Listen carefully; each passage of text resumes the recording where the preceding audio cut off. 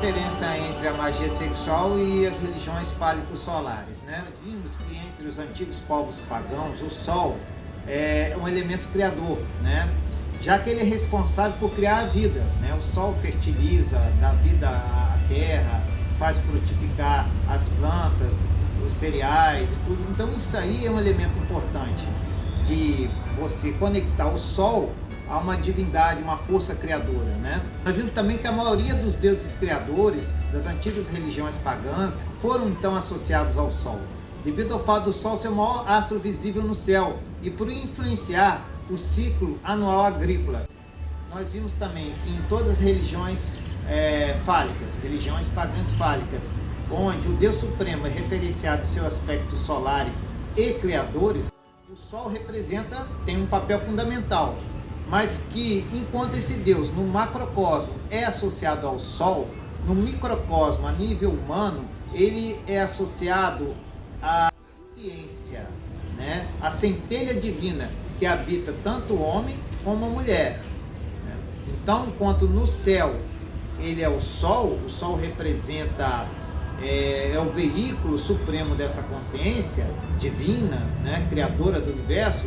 A nível humano, esse Sol se espelha, se reflete na consciência, se reflete no espírito humano. Foi feita uma associação direta desse Sol com o Sol interior, né? Com a centelha divina que brilha no coração de cada homem e de cada mulher, né? Mas a nível biológico, né? Esse Deus, esse Sol criador, está associado ao falo. E aí existe a questão da polaridade, né? Enquanto o Sol está associado a nível biológico ao falo, né? A vulva está associada a nível biológico à Lua. Então, como vimos, a nível espiritual, né? O Sol é associado à consciência, à centelha divina. Mas a nível físico, ele é associado ao pênis, ou falo, tá? E a nível mineral, dentro da alquimia, o Sol é associado ao ouro, né? Daí que tem a expressão o ouro do puro espírito, né? O ouro do Sol, né? O ouro do Sol, na verdade, é o ouro, a luz solar que habita o coração humano. Tem toda essa referência na alquimia entre o Sol, o espírito humano e o ouro, né? Que é o metal mais nobre que existe no reino mineral. Mas isso nós veremos adiante. Em todas as religiões fálicas, o falo, né, o pênis do homem, é um símbolo associado à virilidade e poder. Vocês lembram, por exemplo, do mito do rei sacrificado, que era a encarnação do Deus solar, o rei Sol, né? Ele tinha que ser completamente viril, porque ele tinha relação com a fertilidade. Então, se o rei não fosse viril, ele não poderia fertilizar a rainha. A rainha simbolizava o quê? A terra, a lua. Então, o Sol tinha que iluminar a lua. O Sol tinha que fertilizar a terra, né? Como o Sol nasce e se põe a oeste, o pênis também. Ele se eleva, né? Enrijece e depois ele amolece. Então, foi feita essa relação entre o pênis e o movimento diário do Sol. O culto fálico, ele remonta até a era paleolítica, é muito antigo. Todas as religiões, de uma forma ou de outra, têm elementos fálicos, ainda hoje, né? Eu posso falar, por exemplo, da religião católica, não vou explorar aqui, mas tem a festa de São João, né? Onde as pessoas dançam segurando uma corda, né? Uma fita ao longo de um mastro central, né? Esse mastro representa o falo das antigas religiões pagãs. É uma reminiscência de cultos pagãos, né? Esse é um pequeno exemplo, tem muito mais, tá? Dentro da própria religião cristã católica. Mas como eu ia dizendo, é preciso dizer que o falo, o culto ao falo, não é um culto patriarcal, machista, né? Não é. Isso porque o falo é adorado em seu estado de ereção. Para ele ter ereção, ele precisa ter uma motivação, né? Essa motivação é a fêmea humana, né? Ou é a fêmea no mundo animal como um todo. Então, esse espírito feminino que está presente em toda a natureza é inspiração para o falo. Então, sem a motivação da fêmea, né, o falo não se enrijece. E ao mesmo tempo, nos cultos fálicos, existe uma anulação entre o adorador e aquilo que é adorado. O adorador, que é o devoto, ele se funde com o objeto de adoração, que é o falo, que representa o sol, a encarnação do sol. Então, nesse momento de adoração, não existe uma distinção nítida entre falo, né, e o homem, porque o falo se torna um emblema da abstração do Deus Criador, do Deus cósmico universal, né? Ele é um símbolo de fertilidade, é um símbolo de boa sorte, é um símbolo de proteção, é um símbolo de força, né? De virilidade, mas é um símbolo também da divindade inerente em cada homem e em cada mulher. O fálico, né? O falo, né? A imagem do falo não é apenas o pênis. É assim o pênis ereto, né? E essa ereção só acontece diante da presença, nem que seja imaginária, da figura sexual passiva representada pela mulher, pelo feminino, pelo sagrado feminino, né? Que é admirada, que é cortejada e que é desejada ardentemente. Esse é o sentido do culto fálico, né? É antes de um símbolo do homem, um símbolo da união, né? Entre o macho e a fêmea, a união entre o homem e a natureza, tanto o homem como a mulher e a natureza circundante. Então, é um símbolo, antes de tudo, de um símbolo machista, é um símbolo que promove a união, que é o sentido maior da religião, a união com Deus, a união com o universo, a união com a natureza. Agora, eu falei a diferença entre o tantrismo hindu e a magia sexual. Expliquei por que a magia sexual não é um sistema de tantra, embora receba influência de ambos, né? Embora na magia sexual o sexo seja praticado em sua plenitude, né? Existe uma diferença entre os antigos cultos pagãos de fertilidade, ou cultos fálicos, e a magia sexual. A magia sexual, ela tem regras, ela tem toda uma disciplina ritualística a ser seguida, uma série de etapas, tá? Como na magia cerimonial, né? Na magia cerimonial, já que recebe influências também da magia cerimonial, em todas as etapas de purificação, preparação, interiorização, né? Concentração, visualização, banimentos, invocações, esconjurações, né? Os cultos fálicos não têm essa obrigação. O objetivo dos antigos cultos fálicos era de certa forma, comemorar a fertilidade da terra. Era a devoção, né, o culto a um Deus, né, uma divindade, né, divindade essa ligada aos ciclos da vida, né, a gestação, ao nascimento, ao crescimento, ao envelhecimento, à morte e à ressurreição, né? Tinha toda uma ligação com os ciclos de vida, nascimento, vida e morte, né? Era também o objetivo festejar a sexualidade, o sexo em si, já que o sexo era o princípio da vida, né? Então esse era o objetivo principal. Já o objetivo da magia sexual é outro, né? O objetivo é utilizar as forças do sexo, as forças da sexualidade, né? Da energia sexual, para atingir um objetivo preciso, né? Esse objetivo geralmente está ligado à vontade do magista, ou do sacerdote, da sacerdotisa, que estão empenhados no ato de magia sexual. Então o sexo não é utilizado como um fim em si mesmo, para obter prazer, volúpia, como nos ritos de Pan, Dionísio, né? Não é utilizado para ritos de fertilidade, como ritos de Min, egípcio, né? Como os ritos de Osíris, né? Não é utilizada como para festejar um Deus psicopondo, um Deus que condutor das almas, como é o caso de Hermes, que era adorado em pilares fálicos.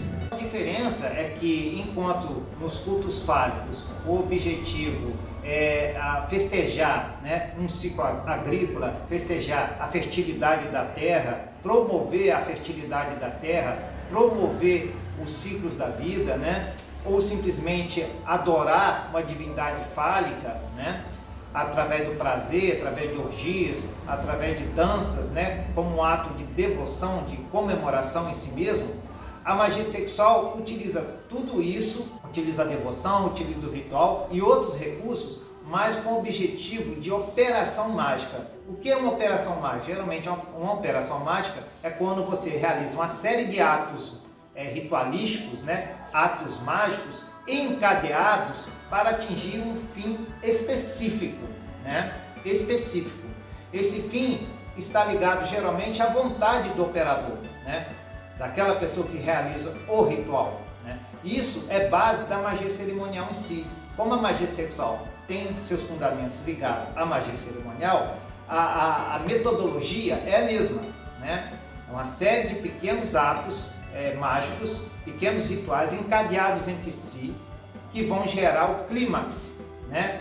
Vai gerar o objetivo final, que geralmente é uma mudança. Essa mudança é magia. Pode ser uma mudança interna no operador ou pode ser uma mudança externa, ou seja, no ambiente, numa outra pessoa, né? Para atrair alguém ou algo, para promover a atração de alguma coisa, a aquisição de algum bem material. Então, isso se chama operação mágica. Então, essa é a diferença. Enquanto nos cultos fálicos, né, o sexo, o prazer, o ritual, a devoção é utilizado como um fim em si mesmo, a adoração de uma divindade, para atrair fertilidade para a terra, promover os ciclos da vida, comemorar os ciclos da vida. Na magia sexual, isso tudo é utilizado para atingir objetivos precisos, formulados previamente, né? Não se trata então do uso do sexo como um meio de devoção simplesmente, ou como um meio de satisfação, de oferenda aos deuses, mas o sexo como instrumento para a magia, o sexo como um instrumento para atingir um fim específico. Temos vários exemplos de cultos fálicos, né? Ligados à fertilidade, à agricultura, à adoração do sol como veículo da divindade suprema, né? São vários tipos de deuses fálicos, né? A religião fálica está tão ligada ao sol como a fertilidade, a agricultura, a vegetação. Nós temos o exemplo do deus Min, um deus egípcio pré-dinástico, cerca de 1900 a.C. Esse deus Min, ele era deus fálico, né, com pênis ereto, segurando no seu braço direito um mangual, né, que é um símbolo egípcio, né, e no braço esquerdo ele segura o seu pênis ereto, né. Esse culto a Min é muito antigo, como eu disse, é pré-dinástico. Era um deus ligado à fertilidade, principalmente a fertilidade advinda do rio Nilo. Existia uma época do ano que o Nilo banhava as terras secas, né, do Egito, da terra de Quem. Quem significa terra negra, né? Quando o rio Nilo banhava as terras secas do Nilo, essas terras ficavam férteis, úmidas e negras. Daí a palavra Egito, a terra negra, né? Advindo o seu nome egípcio, Kemet, a terra negra, né? Era o nome do Egito antigo, né? Kemet. Então o culto de Min era um culto associado à fertilidade e à agricultura, né? O deus Min, ele era adorado também como um deus protetor dos viajantes, função semelhante, né? Ou idêntica pelo menos, a Hermes, tá? A Hermes grego, o deus dos viajantes, que era adorado em seus pilares fálicos, pilares feitos de pedra, que eram colocados nas encruzilhadas da Grécia Antiga, tá? E às vezes ao longo dos caminhos também, tá? Como demarcando os caminhos, né? Então esses pilares fálicos eram em forma de pênis, as pessoas deixavam oferenda ali, oblações, né? Os pilares fálicos de Hermes foram retirados na época do surgimento do cristianismo. Quando o cristianismo foi adotado como religião oficial de Roma, né, os imperadores romanos e os padres cristãos mandaram retirar os pilares fálicos, né, e quebrar os pilares associados a eles. Um desses pilares eram Keterion, né, e eles estavam também associados a Pan, uma divindade teriomórfica em forma de bode, era o deus peixe bode, né? E que era tido como filho de Hermes, né? Um deus fálico também, que tinha como suas associadas, né, suas consortes, as ninfas, as fadas, né, as forças da natureza. Pan significa todo, né? A totalidade. O culto de Pan também foi extinto, né? Porque era um deus muito popular. e estava ligado à Kundalini, né? A Kundalini, que é a serpente, energia serpentina que existe em cada homem e cada mulher, né? Que está em estado latente, quando era desperta através de certos ritos, não só sexuais, mas ritos também devocionais, porque a energia sexual pode ser desperta também através da devoção, tá? Através do sacrifício, através da oração e da devoção em si. Essa Kundalini, essa energia serpentina, quando ativada, ela desperta todos os chakras, né? São vórtices de energia ao longo do canal sutil, que nós chamamos de Sushumna, né? O canal principal do corpo humano, e atinge o Sahasrara Chakra, no alto do crânio, 2, 3 dedos acima do crânio. Então, quando isso acontece, diz que o indivíduo entra em comunhão com a totalidade, ou seja, com um todo, com a natureza, né? Por isso o Pan, né? Significa todo, né? Significa totalidade. Então Pan era uma divindade associada à iluminação, né? Do homem que se encontra em comunhão com o todo, ou seja, com toda a natureza, com todas as forças da vida. Então isso tudo tem que ser levado em conta quando a gente estuda magia sexual. Não é simplesmente um conjunto de técnicas para atingir um fim. Ela tem todo um misticismo, todo um estudo simbólico embutido nela. Nós temos a sobrevivência de um culto milenar chamado Lingam Puja, que é a adoração ao Lingam ou falo do deus Shiva. Tá? Esse culto é milenar, mas sobrevive até hoje. Até hoje as pessoas adoram um ícone, que eles chamam de Lingam de Shiva, e derramam sobre ele leite, perfumes, flores, né? Azeite, óleos sagrados. Shiva, ele representa a transcendência, a união com Kali, ou seja, a união do devoto com Deus e com a deusa, que juntos, unidos, causam a transcendência, a iluminação, porque a união do Deus e da deusa forma a divindade suprema, o absoluto, né? Na Índia é tido que Brahman, o absoluto, o transcendente, é a união de duas polaridades, né? Então, na Índia, o culto de Shiva está muito ligado ao culto da deusa também, deusa Kali, deusa Parvati, alguma de suas consortes, né? Geralmente é Kali. Então, nesse caso, a união de Shiva com Kali gera transcendência, porque a união do Deus e a deusa forma o absoluto. Então, o culto do falo de Shiva não é um culto, como eu disse mais uma vez, não é um culto patriarcal, masculinizado. Ele é um culto que está ligado também à devoção, né? Da divindade em forma de amor, de união de opostos, com uma força complementar, que é a sua Shakti, ou seja, a sua energia feminina, que é a deusa.